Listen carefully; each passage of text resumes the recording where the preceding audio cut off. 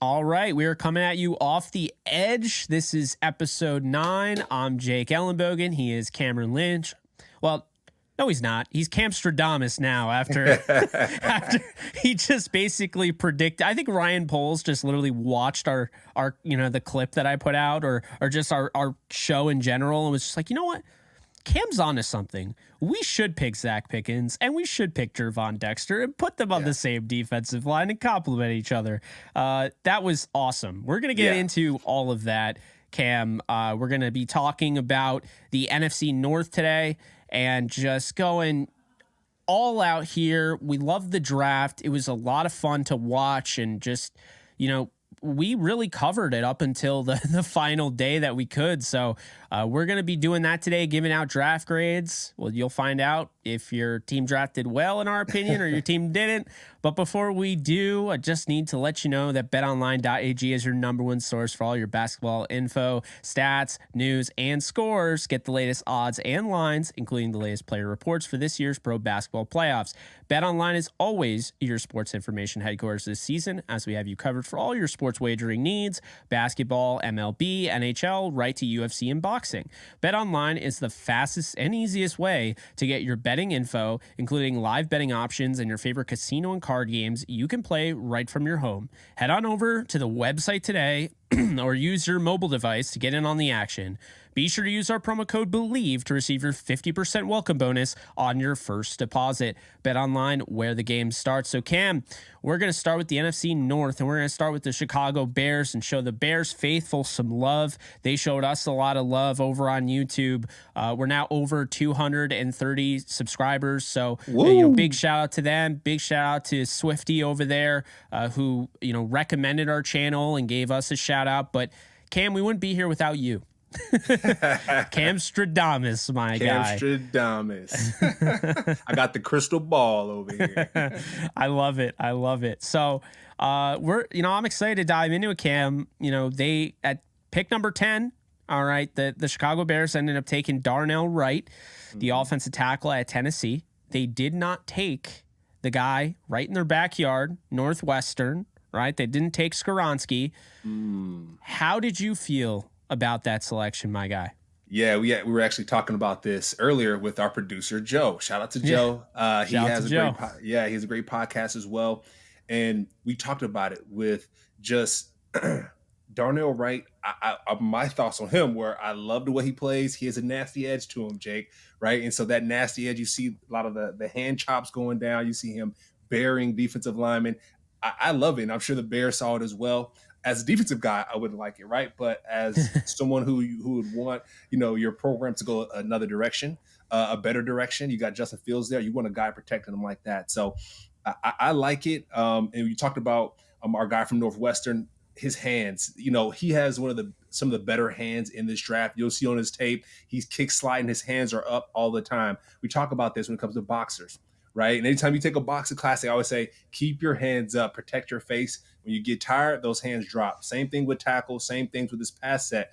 When guys get tired, those hands drop, Jake. I played punt on the punt team, and I know always keep those hands active. So our guy from Northwestern, he does a great job of doing that. Unfortunately, he didn't go to the Bears, but Darnell Wright did. Coming out of Tennessee, I love the pick, Jake. So, I'm looking forward to seeing what the Bears are going to do. I got a B+ for him out of this draft.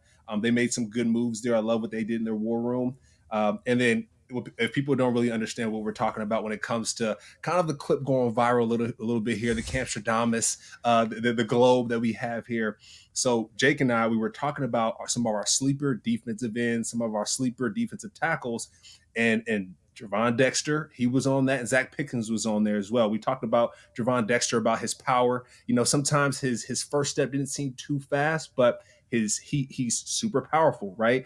And how we talk about Pickens, him having that great get off and being able to come up the field and be able to wrap around some of those powerful players. And a linebacker, I put myself in that position, being able to scrape and make plays. So we talked about it. The guys got drafted, and now we're going viral. So the goal is to have more takes, of us giving you all a breakdown, right, of how we visualize, how we see things, and really educating everybody, on these picks, and excited to do more. So Jake, what are your thoughts on the Bears draft process there. I mean, you said that well. I really like Darnell Wright for starters. Nasty, just a nasty dude.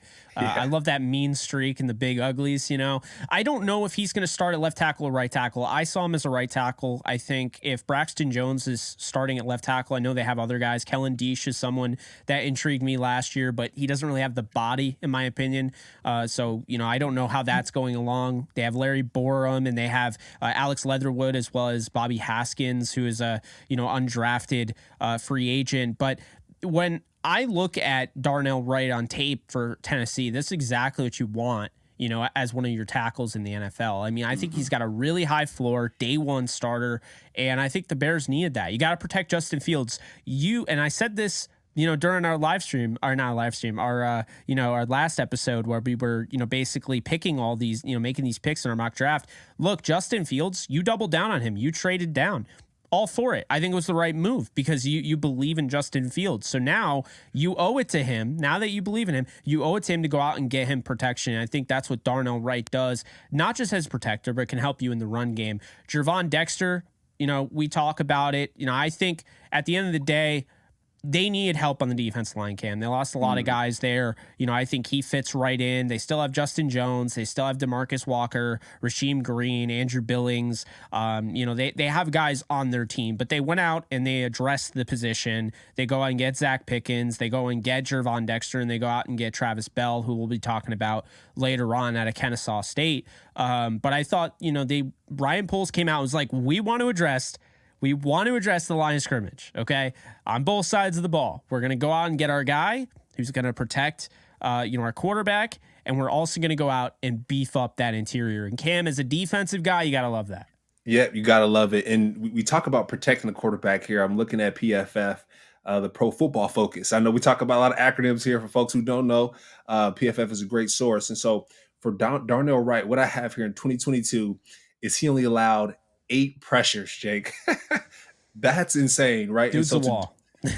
He's a wall. He's a wall. So to do that in the SEC, you think about how many players got drafted. A lot of those folks who didn't watch the draft, the people who got drafted are folks from the SEC. I'm seeing a whole bunch of SEC schools, a whole bunch of SEC players getting picked.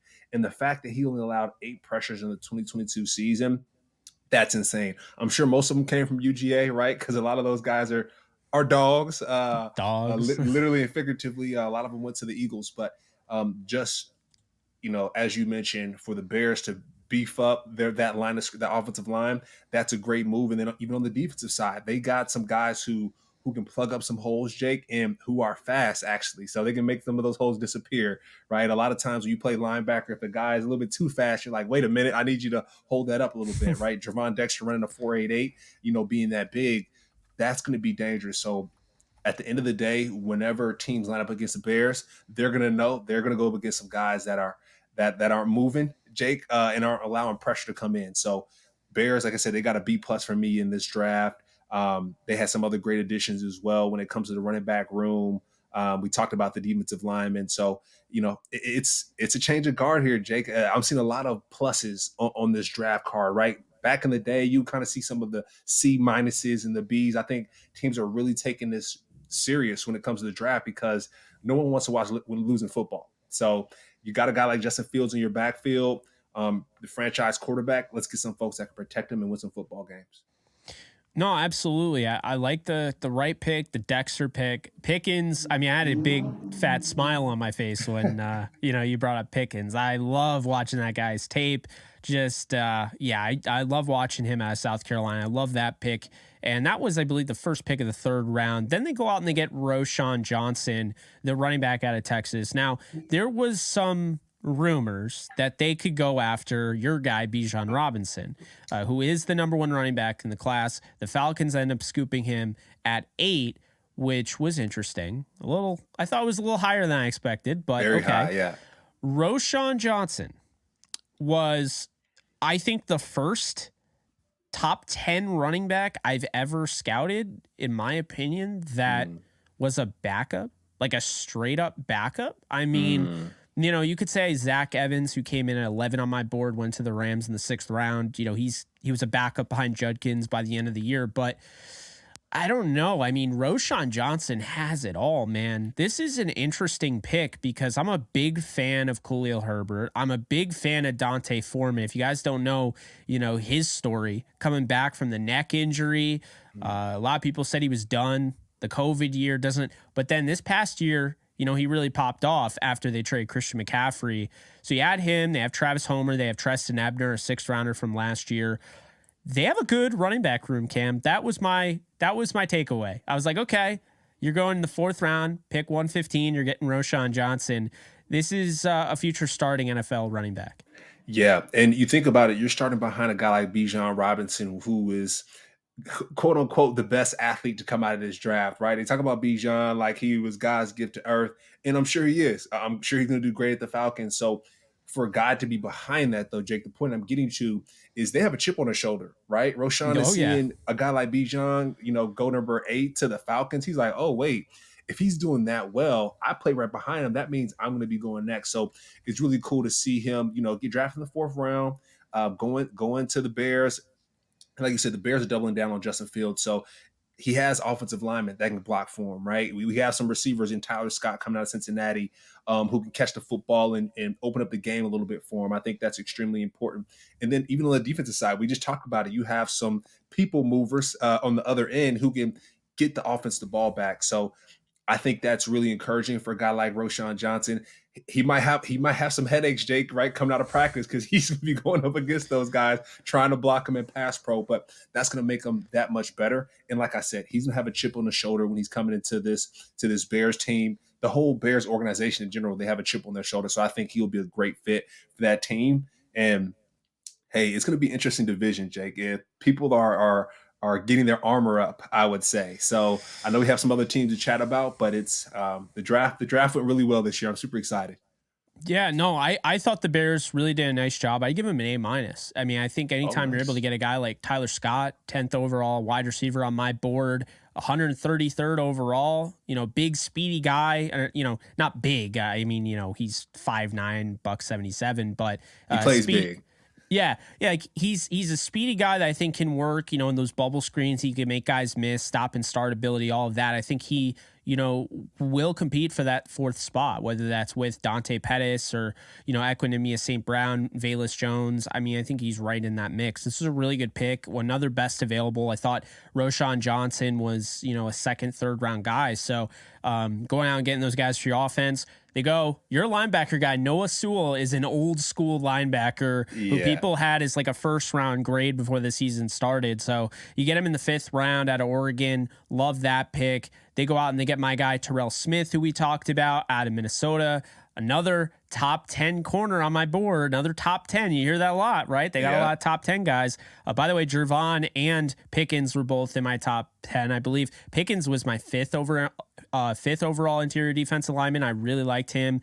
They go and get Travis Bell to help in the interior, then Kendall Williamson, who's a interesting cornerback prospect, or DB rather, out of Stanford. He ran a 4.4, good 6 foot, 200 pound size there at pick 258. So the Bears got an A- from me, Cam. I really like what the Bears did, and they needed to do this because they took advantage of the fact, look, we're doubling down Justin Fields. We realize he's got abilities that other quarterbacks in this draft just don't have, and we want to take advantage of that. And so I like what they did. I think they deserve credit. Ryan Poles has a direction. Bears could compete for something this year, my guy. They could be interesting. Yeah. And you talk about it too, just kind of filling in some of those voids with Roquan Smith leaving, to the Ravens, adding a guy like Sewell in there. That's going to be important. Adding these defensive linemen in there. That's all important. That they're trying to fill that void. When it comes to leadership with Roquan Smith, it's hard to replace, but you got guys coming in that are hungry. And on the defensive side, that can play some good football, Jake. So, like you said, Ryan Poles, good job there. Like I said, I gave him a B+. You gave him an A. That's that's not far off there. And we should see that transfer to the field in some dubs for the Bears squad there. So, yeah, Jake, it's going to be a good one. And so our next team, Jake, shall we move on here? Yeah, so the Detroit Lions, they got a lot of scrutiny. Early on, a lot of people said that Jahmyr Gibbs wasn't worth the 12th overall pick. I mean, here's what I would say to that, okay? He's my favorite running back in the draft. Bijan's the better running back by grade, but my favorite, the guy I had the most fun watching, was Jahmyr Gibbs. Jahmyr Gibbs, the reason doesn't grade higher than Bijan Robinson is because he's not the pass protector Bijan Robinson is, but Jahmyr Gibbs is basically a slot receiver running back. Okay. Yeah. He's going to be a starting football player. I don't know how they'll use him. Probably, keep in mind they did bring in, who we were just talking about, right? With the Bears, they brought in David Montgomery. So I don't know how they're going to use him. I think there's a chance Gibbs is the starter. I think there's a chance Montgomery's the starter. They use Gibbs as a guy that's maybe dual backfield. Maybe they use him in the slot. But either way, this guy is just a baller. He makes plays. At Alabama, he's a superstar. He led the team in receiving. He was a big reason why in just an Alabama roster that was so unlike Alabama. They didn't have any, at least in my opinion, they didn't have a Calvin Ridley. They didn't have a Devontae Smith. They didn't have a Jamison Williams this year. It felt like they were missing something, and Jahmyr Gibbs provided that spark. And he actually is a transfer from Georgia Tech. So, I love that the fact that he came from Georgia Tech. He knows what it's like. Obviously, I'm not saying Georgia Tech's a small school by any stretch, but it's not Alabama. And then just to go from Georgia Tech to have that experience, play in the spotlight, he showed he can do it. And so when I look at the pick, I understand, okay, 12 is a little early. Adam is my 13th overall player. So I don't think it was too early. I think if they picked him at 12, that means other teams were looking at him around that time. Yeah, I mean, and you got Gibbs, going to the Lions, and I know the Lions traded Swift to the Eagles right after that. And so they must have saw something in Gibbs that they didn't see in Swift, right? And you talk about David Montgomery with that lightning and that thunder type combination. That kind of takes me to the Saints, right? When they had Alvin Kamara and Ingram, Ingram is more seen as that thunder, and Alvin Kamara is seen as that lightning. And so, I can see that right now for the Lions. With Jahmyr Gibbs being that lightning. And you think about just the running back space in general, right? I know I was referred to Reggie Bush. I think Reggie Bush could have been used way better in the NFL, because you think about Christian McCaffrey. You think about Christian McCaffrey, when he went to the 49ers and the impact he had on that football team. I'm not saying Jahmyr Gibbs is going to have that same type of impact, but they are both great pass catchers. They're great in open space. And we talk about this in the Bleav in Rams podcast, Jake. Christian McCaffrey, when he was with the Panthers before he went to the 49ers, he was tearing the Rams up just by being in space and making people miss. And so Jahmyr Gibbs, he's going to be that lightning for the Lions. He's going to be able to make people miss in open space. You might see him in the return game as well. Well, I don't know. Your 12th overall pick, I don't know if I want to put him in the return game there. Right. But I don't want him anywhere near there, but I know what you're saying. Yeah. Right. And later in his career, we might find a guy like Jahmyr Gibbs that can play special teams. He plays 7 or 8 years. He's kind of falling down the roster a little bit, put him on special teams and let him be dangerous. So Jahmyr Gibbs, what I'm saying is he can be effective and he can bring value to any team that he goes to by being able to catch the football. 103 passes for over 1,000 yards over the past 3 seasons. That's unbelievable. So I can see them using him more of as a lightning in a bottle there. And then kind of going down the list a little bit, Jake, we go on you got Sam Laporta at the tight end spot, an Iowa guy. You got Jack Campbell out of Iowa as well, right? So you got to think the Lions are leaning a little bit towards their Iowa guys. But, you got a guy like Jahmyr Gibbs who can catch the football. And you got a guy like Sam Laporta who can really catch the football. I think sometime in our notes, we talked about it, but I had in my notes, throw the ball up. Just throw the ball up. Laporta's going to come down with it. So it's really cool to see.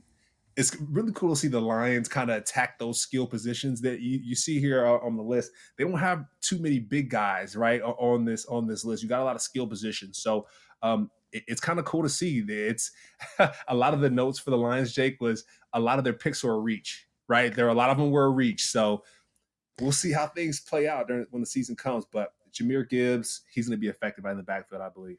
So the way I saw it, Cam, is when you look at Jack Campbell, he's there's only kind of one Jack Campbell in this draft. So I kind of understand why they went out and got him. I just felt like I had higher grades on like Drew Sanders and, guys like that. But I mean, Campbell's not a bad player. I had a 3rd round grade on him. I just think it was a little too early, but the guy's an athlete. It's just the problem is, I want more instinct. I think he's more of a reactive linebacker, and you're a linebacker, so you know exactly what I'm talking about. He doesn't have that quick twitch.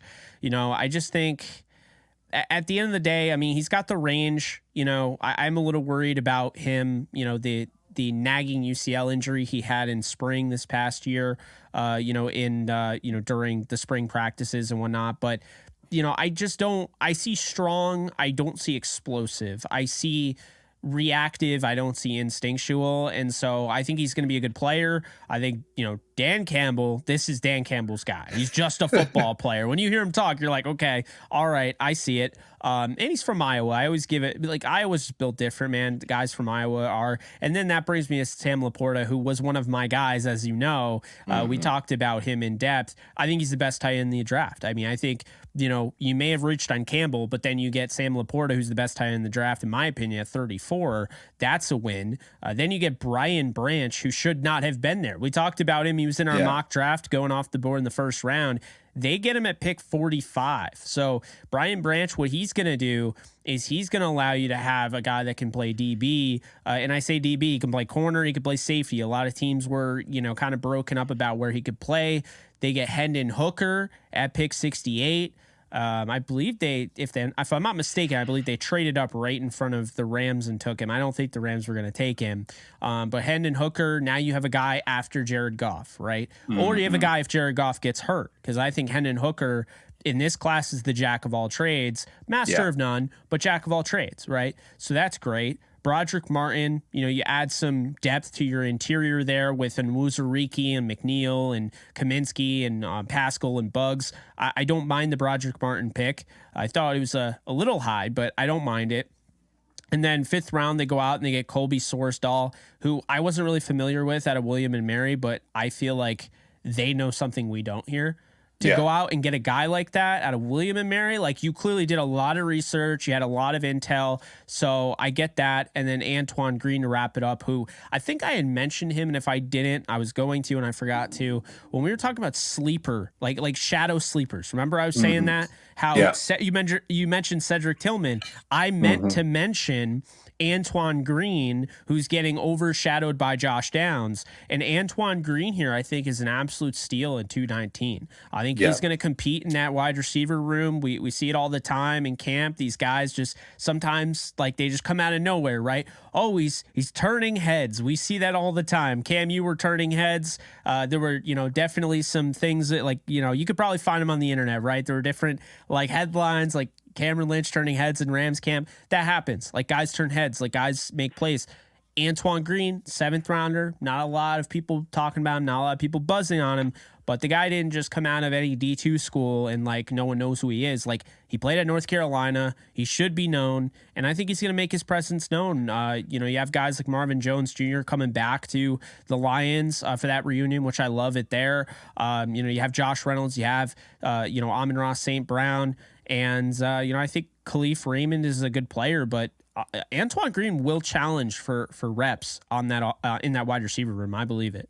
Yeah, and that's what you want to see, Jake, right? I think you go back to your Brock Purdy piece. Anytime you think of the draft, now think about Brock Purdy, because no matter where you get picked, you could be a factor. And so, Antoine Green stepping in and competing, that's all you want him to do. That's all you want him to do, is go and compete, make guys better, and earn a spot on that team. And Jake, I'm going to talk about my 3 favorite picks from the Lions so far. Brian Branch, of course, love it. Hendon Hooker. I love that big time, and then Sam Laporta. Those are my top 3, Jake. We talk about Hendon Hooker. You mentioned it, jack of all trades, probably one of the favorite prospects coming out of the draft here, right? We talked about the number 3 that he wears. I always talk about. Sorry, not Hendon Hooker. Sorry, that's number 5. I wanted Hendon Hooker to go a little bit earlier, Jake. I wanted Hendon Hooker to go a little bit earlier.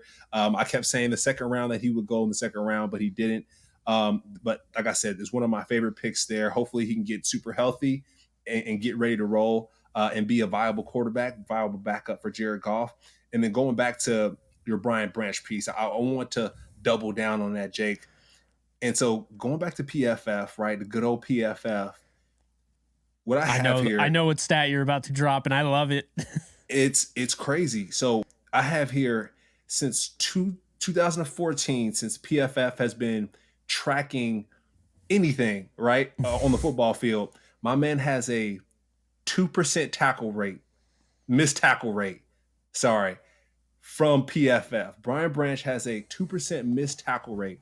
Now, Jake, I know we talk about how impressive it is, right, to not have any penalties, to not have any pressures or sacks, but to miss only 2% of your tackles while you're playing football at the University of Alabama, it's kind of insane, right? I mean, no, you have some other guys that are kind of making life a little bit easier for you and forcing some of the offensive players your way and making it easy for you. But the fact that he missed 2% of his tackles, that's insane. That means his technique is great. Jake, that means his feet are where they need to be whenever you're making tackles. That means his eyes are where they need to be when he's making tackles. And then that means he's just smarter than most people on that football field. That means he's where he needs to be before the other folks get there. He's just scooping up and making plays. So I don't want that to like be overlooked there. But Brian Branch, he might be one of the better picks coming out of the Lions, but you can't sleep on Sam Laporta. You can't sleep on Hendon Hooker. But I just want to double down on Brian Branch there because that's something that's very impressive. Absolutely. I mean, Brian Branch goes to a secondary that has Emmanuel Mosley, Jerry Jacobs, Chauncey Gardner-Johnson. I mean, it's crazy. Cam Sutton from the Steelers, Tracy Walker, Kirby Joseph, Afadu Melifonwu. I mean, Will Harris is a guy I really like too. So, I mean, they have guys all over the secondary. Now they have Brian Branch. You can see why they traded Okudah, because if it's not working, we got all this depth. But now it seems to me like they were forced to pick him here because this is just such good value. I'm going to give them a B+ only because of the Jack Campbell pick. I felt like if they really want Jack Campbell, they probably could have traded down a little bit. And, oh, man, if they trade down a little bit, like, remember I had said on one of our shows, you want to be in that 4th round. Like, that's where the value is. And they didn't have a 4th round pick. I still think they made the most of it, though, with Hooker, and Broderick Martin was a little bit of a reach for me, but I get the position. I just think, like, Adebare would have been unbelievable on that defense. We talked about him at Northwestern, but Laporta, Branch, Campbell, Gibbs, Hooker, I mean, these are all potential starters down the road. Antoine Green to top it off in the 7th. I'm going to give them a B+. I feel good about it. I think the Bears did more, but definitely think the Lions, they got a good thing going. Yeah. And Cynthia Freeland actually said it during the draft. It was like the NFL Plus kind of draft. They did like their own mock draft. And Jake, I can see us being on there one day. But Cynthia Freeland, when that pick came in, she kind of like scrunched her eyes up because she's the data gal. She's big on data. Cynthia is. And when she saw Jack Campbell come through, she was like, wait a minute. Like, just like you said, like, why would you not wait for a value pick? She was like, wait, is that his son or his cousin or something like that having that name? Like, why would you pick a guy like that? What I'm hoping for is a guy like Jack to be hearing that and say, hey, I'm a first rounder for a reason. These folks believe in me. Let me show you. So that's what I want to see. I want to see some Luke Kuechly type stuff coming out of him because people are counting him out being a first rounder, 18th pick overall. So let's see what Jack can do with the Lions. See what he can do with the Lions. But furthermore, let's see what the Packers did because they have an interesting draft. This is the first draft after turning over a completely new leaf. Moving on with Jordan Love, trading it finally. The Aaron Rodgers saga is over. I mean, finally. I'm sure I speak for a lot of Packers fans, Jets fans. That's over. So football fans, football fans. Like we like news. We're in the business of news, but it's the worst type of news where it's like it's sitting there, but it's not like doing anything. It's just like, can you go? Yeah. So I mean, look, they get the pick swap. I do want to make mention, this is why I didn't like the trade for the Jets, because they wanted Broderick Jones, right? And New England screwed them over, but we'll get to that when we get to that. Lucas Van Ness is the pick at 13. Comes in. Some people didn't know how to feel about it. I did, because I think Lucas Van Ness is absolutely worth the 13th pick. And you're going out and you're getting a guy that is just going to be an absolute stud with the right coaching in the NFL. And he already has so much to him. He didn't start a game in college technically, but he was used. He has, positional versatility. I really like that pick, Cam. But where were you on the LVN pick? Did you feel like they reached a little bit?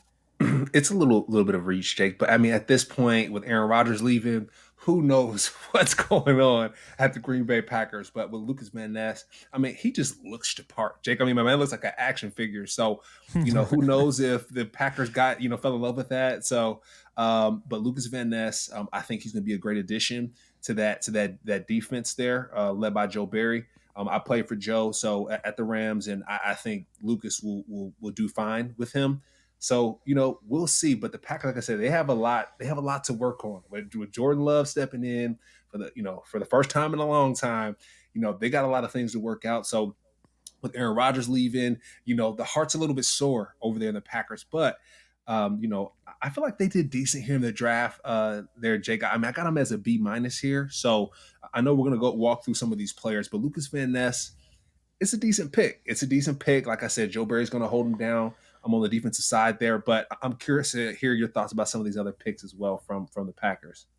Yeah, I thought when you look at it, Cam LVN is a best available pick. He's probably a guy they fell in love with, right? It is a whole process. It's like a speed dating process, and you got only have X amount of time before then you have to make the marriage, right? You have to just marry the player, and so that's what they did with LVN. I know they have Preston Smith, and they definitely have Rashawn Gary there, but I think they're getting ready for the future. I mean, Preston Smith isn't going to be around forever, and this could be, plus he never started, but he made an impact as a rotational guy. And he wasn't just a rotational guy. He pretty much played starting reps. He just didn't start. He wasn't credited as the starter. So Lucas Van Ness, like the pick there. Luke Musgrave, this is projection, man. Not a lot of production. I do like the pick though, because you're going out, you're getting a weapon, security blanket for a guy like Jordan Love. Musgrave for me needs to get better as a full on, he is a developmental, but really high ceiling project. Picking him at 42 might seem high to people, but I still think he has enough there to justify it. So I really like that pick. Jaden Reed. All right. We talked about him. He was one of my sleepers. Yeah. Jaden Reed starts day one. Okay. Jaden Reed starts day one opposite Christian Watson or Romeo Doubs. He can play in the slot. He can play on the outside. Personally, I want Doubs in the slot. I want Jaden Reed on the outside, because you can throw it up to Jaden Reed and Jaden's going to go get it, And I think that's the thing a lot of people don't understand is that Jaden Reed is, he's not the tallest wide receiver, but man, that guy plays above the rim. He's not afraid to go get it. He likes contact. He's going to go up, high point the football. And I was just a really big fan of that pick. People will say it's a little bit of a reach at 50. I think that's where he was going. I think that was the buzz coming around him. He's a top 10 receiver in this class. And I think when that wide receiver run happened late in the first round, kind of writing was on the wall. Who else are you going to pick over Jaden Reed at that point, Mm-hmm. So I think that definitely made a lot of sense. And I really like that pick. But who are guys that, stood out to you at that point? Yeah, I mean, we talk about the tight end position, at the Packers. When it comes to a quarterback's best friend, tight end has to be that person, right? Of course, your offensive line who protects you, but a lot of times when quarterbacks get in trouble, they have to go to someone quickly. So with Luke Musgrave being that go-to person, it makes a lot of sense. With the change of guard here with the Packers, you got Mercedes Lewis. We're not sure where he's going to go after, the whole Aaron Rodgers piece. Will he travel with him? We don't know yet. So you got to get some guys in there that can be stout in the run in the pass game. So Luke Musgrave definitely supporting with the pass game. And then going back to Jaden Reed, Jake, we talked about this on our guys segment. He can play receiver and he can also play special teams. He's effective in both pieces there. You want guys to bring value to your team, and you got to guard our Tucker Kraft, Jake. We talk about Kraft being crafty. That's someone that South Dakota State, they used him in multiple ways. We talked about how the Chiefs use Travis Kelce for wildcat, offensive plays. We talk about some of these flip plays at the offensive line where you can, hike the ball, play action, and then flip the ball to, your tight end, have them go running for a touchdown or short yardage gain. Kraft is that guy. So I like that. I like that as well. You got a guy like Musgrave, you got a guy like Kraft that can really be Jordan Love's best friends. So Jake, I'm definitely rolling with that. And then Colby Wooden, we talked about him as well when we talked about some of our sleepers. I love a Colby Wooden, just what he brings to the table, as a big guy coming out of Auburn. We talked about him being able to stand up, Jake, and also be able to put his hand in the dirt. You need it. These guys have to be able to play different positions. You got Lucas Van Ness on the other side as well. So, we can figure out something for Colby. I think that's big. Someone else that I like on this list here, Jake, I'm seeing a lot of Iowa. I'm seeing a lot of Iowa State, Iowa, some of these players from different places, but that's big. And we got a kicker in the 6th round, Jake. I'm going to end it with this one. You got a kicker coming out of Auburn, Anders Carlson. And we talked about this, right? Do we draft a kicker? Do we not? I think it's important to be able to flip the football field. And a guy like Carlson, playing at Auburn, either the guy scored a lot of points or his team wasn't scoring points. He had to kick the ball away. But you need someone that can put points on the scoreboard and flip the football field. So I'll say he's my favorite pick finally for the Packers there. You like Anders Carlson a lot. Wow. Okay. All right, Cam. All right. Hey, I had to say show this love right now. Yeah, no, I hear you. I mean, you're always showing love for those, specialists there. You know how much work they put in as a guy. You spent a lot of time on special teams. You saw it. Exactly. Let's be honest here. They definitely had to have watched our show. The NFC North watched our show. There's a lot of these guys we talked about. I mean, they got two of your guys, Tucker Kraft and Colby Wooden, in this draft alone. I had Jaden Reed in my sleepers. All jokes aside, they probably didn't watch it. But here's what I will say, okay? I didn't understand the Sean Clifford pick at all.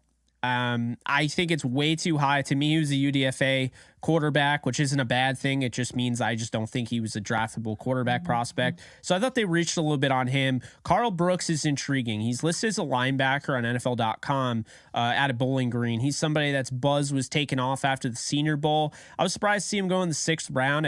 I guess it cooled off a little bit. Dontavion Wicks is somebody that had a monster year and kind of a down year at Virginia. So what are you getting out of him? Which Wicks are you getting, so to speak? Are you getting John Wicks? Just kidding, of course. Are you getting the other one where he didn't really play all that well?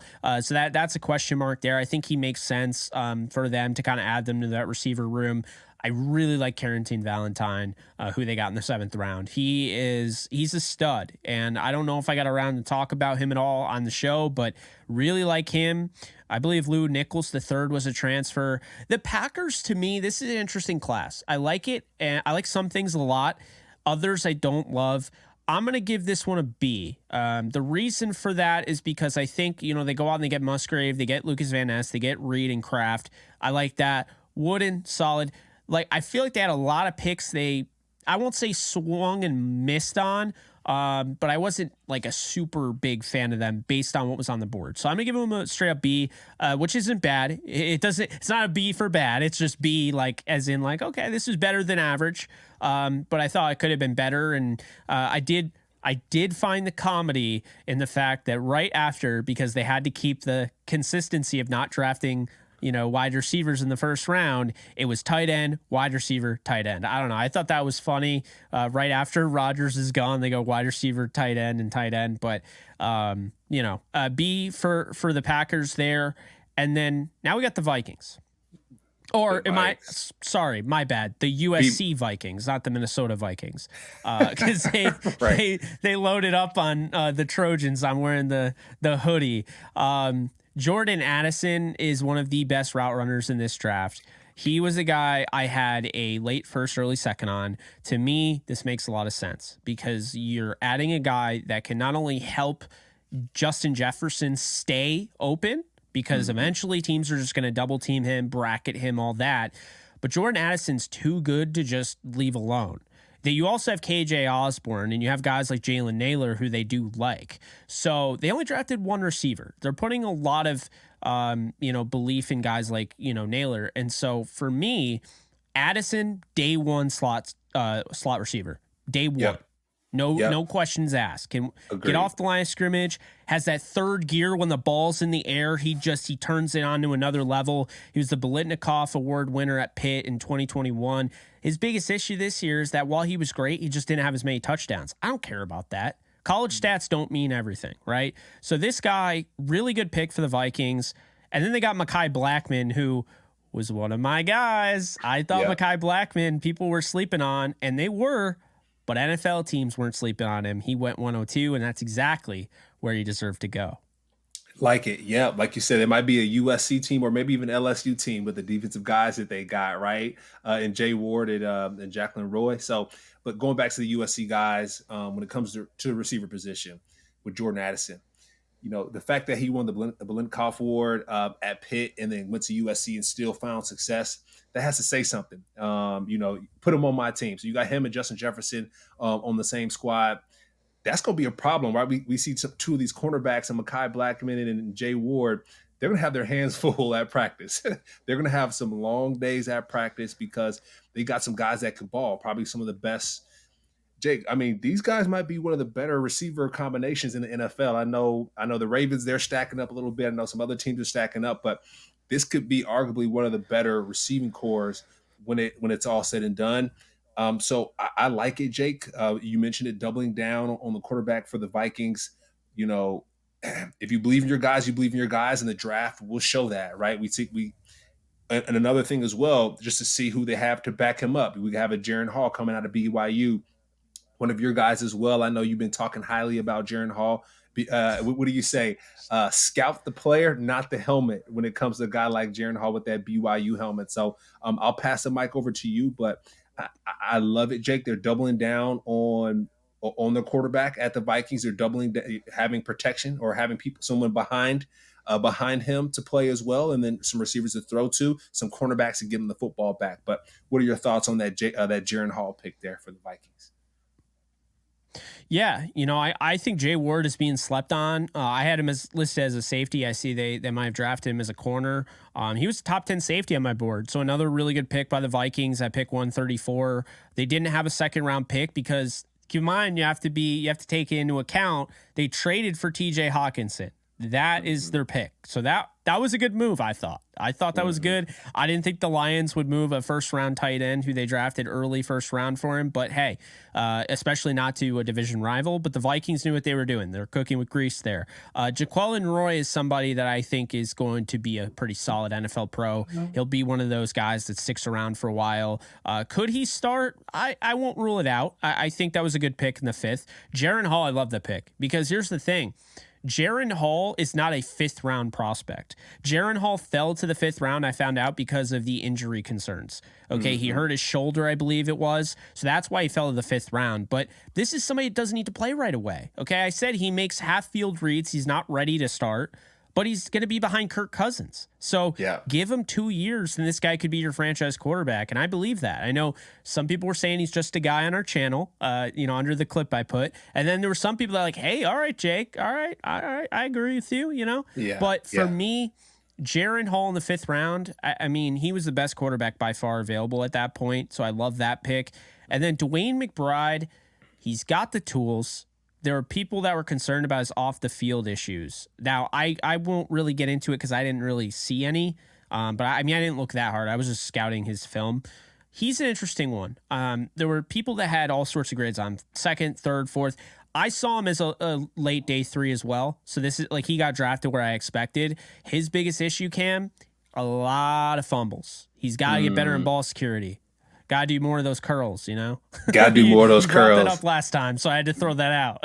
Yeah. I mean, that's how you protect that football is do them curls, work on your hand grip. But I do see here, right, like for PFF, he has a 94.1 grade in 2022. So that's dang good, right? 4.6 yards per carry or yards after contact per carry. So that's big time. But the fumbles, Jake, the game is called football. If you can't protect that football, you won't be playing football. So for McBride, he's gonna have to figure that out the next level when he gets to the Vikings because that's that can win you games and lose you games. So that's something that's gonna have to be figured out there. Like you said, he's a 7th rounder, so definitely find his way on special teams. That's gonna be important and prove that he can hold on to the ball. That's key there.